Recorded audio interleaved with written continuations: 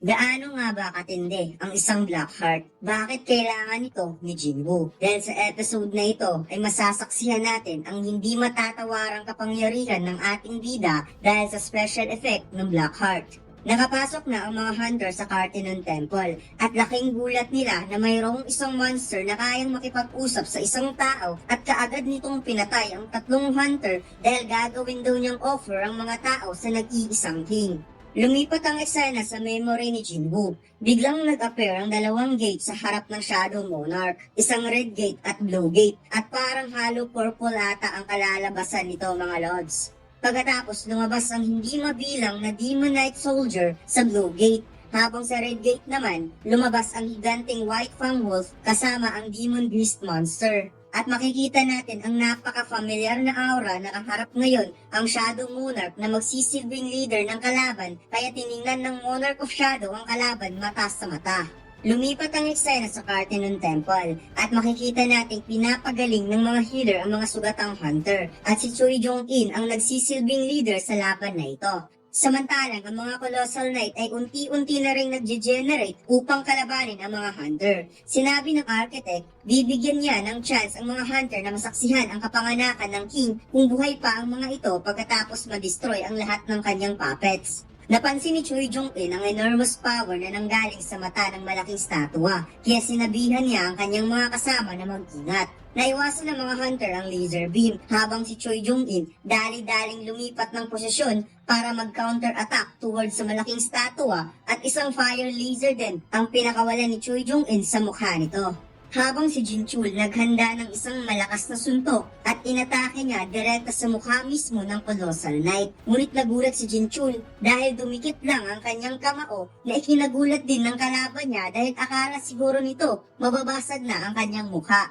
Nagkaroon ng malaking pagsabog ang mukha ng Colossal Knight dahil inatake ito ni Choi Jong-in at sinabi niyang mag-ingat ang lahat dahil ang mga ito ay mayroong high resistance sa physical attack. Ngunit nagulat siya dahil pati magic attack wala pa rin effect sa mga Colossal Knight. Mataas pa rin ang resistance against magic spell. Napansin ng mga Aeronk Hunter na hindi tumatalab kahit anong klaseng atake sa kalaban nilang monster. Nainis si Choi Jong-in dahil parang nauubusan sila ng paraan para talunin ang kalaban. Kaya wala siyang ibang naisip na paraan kundi gigisingin si Jinwoo. Nagpakawala ng fireball magic si Choi Jong-in towards Jinwoo upang magising ito. Subalit nagawa itong mapigilan ng architect, ginamit nito ang sariling braso para lang hindi tumama kay Jinwoo ang fireball magic. Nagalit ang architect dahil kaagad nitong inatake si Choi Jong-in at sinabing sino daw ito para gisingin ng king sa pagkakatulog.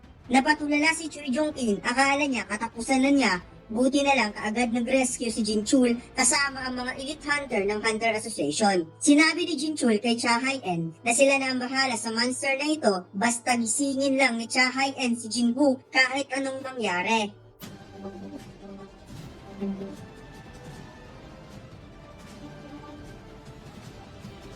Bukan ni maglaro naman All Night Singapore Episode 7. Ang tao doon din ay nakababa. Maraming salamat mga Lords. Samantalang si Jinwoo nagulat sa kanyang nasaksihan, isang matinding laban sa pagitan ng Demon Soldier at Shadow Soldier.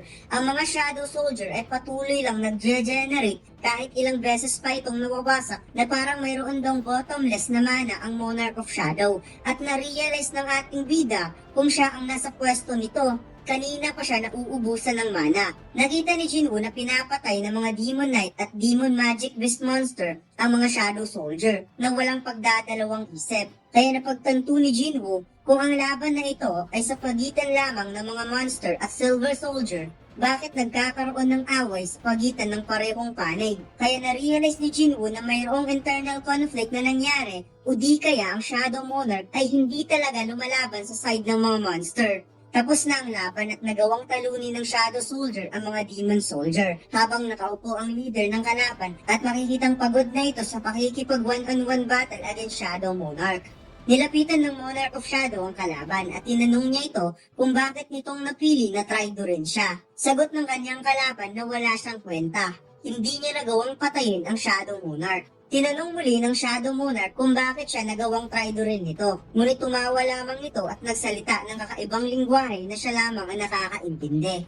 Ginamit ng Shadow Monarch ang Commander Authority upang palapitin ito sa kanya at hinawakan ang liig nito. Patuloy pa rin sa pagsasalita ang kalaban ng kakaibang lingwahe hanggang sa binawian ng Shadow Monarch ang buhay nito. Nakita ni Jinwoo ang mga mata ng kalaban at ito ay napaka-familiar sa kanya, na parang nakita na niya ito noon. Kinuha ng Shadow Monarch ang maskara ng kalaban at nakita niyang ito pala ay si Baran, ang Demon King. At napansin ng ating bida ang kanyang vision ay nasa harap na ni Baran na parang siya mismo ang pumatay kay Baran. Nakita ni Jinwoo ang kanyang sarili as a Shadow Monarch at napansin niya ang kanyang puso kung saan nadagdagan nito ng isa pang itim na puso, and I guess ang puso mismo ng Shadow Monarch ay nasa katawan na ni Jinwoo. At nakita niyang tinitingnan siya ng mga Silver Soldier na parang kilala siya nito at ito rin ang hinihintay nila. Lumipat ang eksena sa Kartenon Temple. Nagkaroon ng matinding one-on-one na laban sa pagitan ni Chahayen at ng Architect.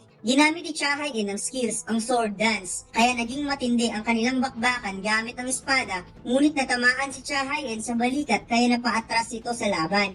Tumawa ang Architect dahil hanggang dyan lang daw ang kakayahan ng mga tao laban sa kanya. Ngunit hindi naman siya na-disappoint sa mga tao dahil nasatisfy siya sa ipinakita nitong laban. Ang creation daw na idinisenyo niya ay kayang mag-respond sa kahit anong prediksyon na pwedeng mangyari, kaya hindi ito kayang wasakin ng mga tao. Biglang sumabog ang mukha ng Architect habang nagsasalita na ikinagulat niya. At kagagawan pala ito ni Choi Jong-in na wika nitong kailangan nilang gisingin si Jinwoo dahil wala nang ibang paraan pa. Mabilis na tumakbo si Chahayen papunta kay Jinwoo. Hawak-hawak ang duguan niyang balikat. Habang mabilis namang nakahabol ang Architect at sinubukan nitong hawakan ng balikat, ngunit mabilis nakaiwas si Chahayen.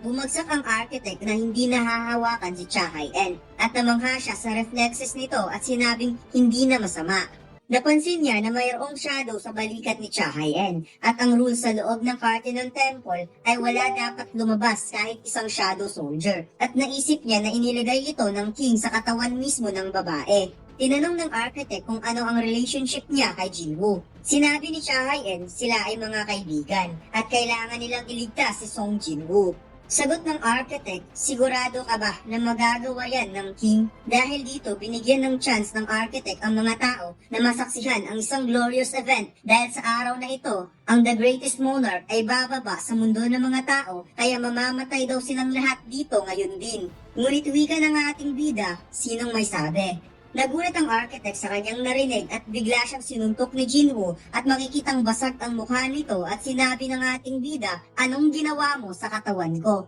Nagulat ang lahat sa pagbalik ni Jinwoo at nakahinga ng malalim si Choi Jong-in. Inapakan ni Jinwoo ang mukha nito at sinabi ng Architect, hindi daw naging king si Jinwoo. Ngunit bakit nandito pa rin ito instead na yung isa? Narealize ng Architect na si Jinwoo pa rin ang kaharap niya kahit nagpo-possess na ito ng kapangyarihan ng Blackheart. Napansin din ng ating bida ang napaka-insane amount of mana nang na-obtain niya ang Blackheart dahil nagkaroon siya ng Blackheart effect, ang plus 100,000 mana, and total of 109,443 mana. Napansin rin ni Jinwoo ang Blackheart na nakuha niya ay hindi galing sa system ng Architect dahil hindi man lang nito natapatan ang lakas ng kanyang kapangyarihan. Subalit ang data na ipinakita sa kanya ay wala man lang siyang nakuwang sagot sa kanyang mga katanungan. Tinanong ni Jinwoo patungkol sa sinabi nito kanina na hindi siya ang pumili kay Jinwoo, instead against siya sa ideyang ito. Ngunit ano ang eksaktong gawin ng isang player at ano ang gusto nitong ipagawa sa kanya? Narealize ng Architect na parang tinraidor siya ng Monarch of Shadow at sinabi niya sa harap ni Jinwoo kung paano niya ito nagawa sa kanila. Kung akala daw ng Monarch of Shadow hindi siya hahabulin ng ibang monarch ay nagkakamali daw ito. Lumabas sa mga dagger ni Jinwoo sa space at itinutok ito sa mukha ng Architect at sinabing sagutin mo ang tanong ko. Tumawa lamang ang Architect dahil napaka-unpredictable daw ni Jinwoo at ito ang dahilan kung bakit daw ito napili. Napansin ng lahat ng mga hunter na kusang gumagalaw ang lahat ng mga statua papunta sa kanila at sinabi nito na kapag papatayin daw siya ni Jinwoo, wala nang makakapigil sa kanyang puppet. Sagot ng ating bida, what if papatayin niya ang Architect pagkatapos wawasakin ang lahat ng mga puppet na nandito? Nagulat ang Architect sa sinabi ni Jinwoo. Siya daw ang Architect, ang creator ng system, at kung papatayin daw siya ni Jinwoo, masisira ang system at babalik daw si Jinwoo sa pagiging irang hunter. Napangiti ang ating bida dahil naisip na niya ang bagay na yan noon pa. Ngunit alam niya na kahit mawala pa ang creator, hindi ibig sabihin ang system ay mawawala. Napadilat ang mata ng architect sa sinabi ni Jinwoo na parang na-checkmate siya sa moment na ito. Kaya dali-dali niyang sinubukang manual na i-disable ang system upang mawalan si Jinwoo ng kapangyarihan, ngunit hindi niya akalaing hindi na siya nakakapasok sa loob ng system para kontrolin ito. At na-realize niyang nilock ng Monarch of Shadow ang system upang hindi na ma-access ng creator ang system na ginawa niya. Sinabi ni Jinwoo sa architect na minsan na niyang naisip sa kanyang sarili, ginamit siya ng system kaya gagamitin din niya ito. At dagdag ng ating bida, maswerte daw siya dahil ang system na ginawa ng architect ay isang malaking malfunction. Nainsulto ang architect sa sinabi ni Jinwoo at sinabi niyang sino daw ito para pagsabihan ng ganyan ang kanyang creation. Ngunit huli na ang lahat dahil gamit ang 4 na dagger na inilabas ni Jinwoo, nagsagawa ito ng napakaraming slashes sa buong katawan ng architect na parang batong winasak ang mukha nito. Sinabi ng architect na gagawa daw siya ng propesiya. Kapag malalaman daw ito ng Pillar of Fire, isang hindi maiiwasang kamatayan ang darating kay Jinwoo. Sagot ng ating bida, hihintayin daw niya.